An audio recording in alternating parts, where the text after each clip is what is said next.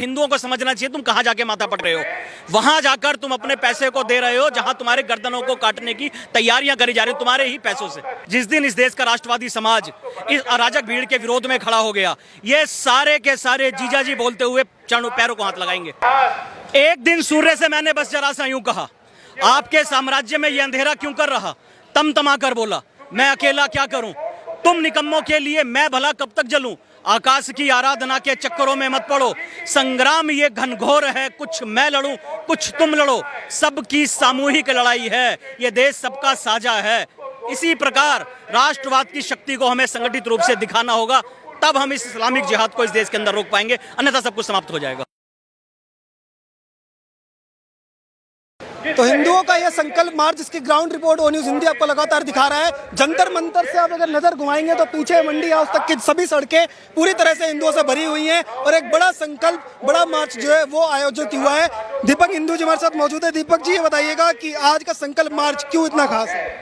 ये जवाब है उस जिहादी उन्मादी भीड़ को, राष्ट्रवादियों का, कि तुम ही सड़कों पर नहीं उतर सकते, इस देश का राष्ट्रवादी समाज भी सड़कों पर उतर सकता है। और अपने निवेदन करूंगा अपने कैमरे वाले भाई से, एक बार उठाकर दिखाएंगे कैमरे को अपने और बताएंगे राष्ट्र विरोधियों को कि ये शक्ति है सनातनियों की, राष्ट्रवादियों की, और जवाब है उन जिहादियों को जो केवल अभिव्यक्ति के नाम पर लोगों का कत्ल कर रहे हैं, लोगों की सर गर्दन काटने की बातें कर रहे हैं। एक लड़की ने ये बोल दिया कि जो सत्य है तुम कहते हो कि उसकी गर्दन काट देंगे। अरे उस पर डिबेट करो, कोर्ट में जाओ, कानून में जाओ, संवैधानिक प्रक्रिया इस देश के अंदर, पर आप हथियार अपने हाथ में लेते हो। उस टेलर का दोष क्या था, आपने उसकी गर्दन काट दी।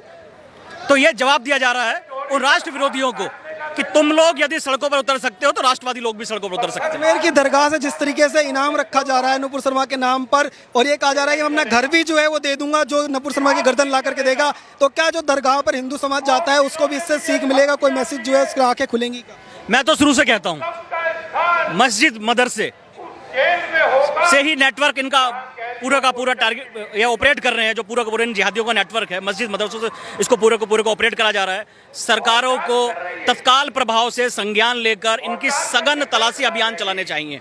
आप देखिएगा यहाँ से बहुत सारे ऐसे जिहादी तत्व मिलने वाले हैं जो राष्ट्र विरोधी हैं, तो ये हमें सरकारों को करना होगा। और उसमें अजमेर की जो दरगाह है वो भी प्रमुख है। जिस प्रकार से वो लोग बयान दे रहे हैं सारी दुनिया को देखना चाहिए और विशेषकर हिंदुओं को समझना चाहिए तुम कहां जाके माथा पटक रहे हो।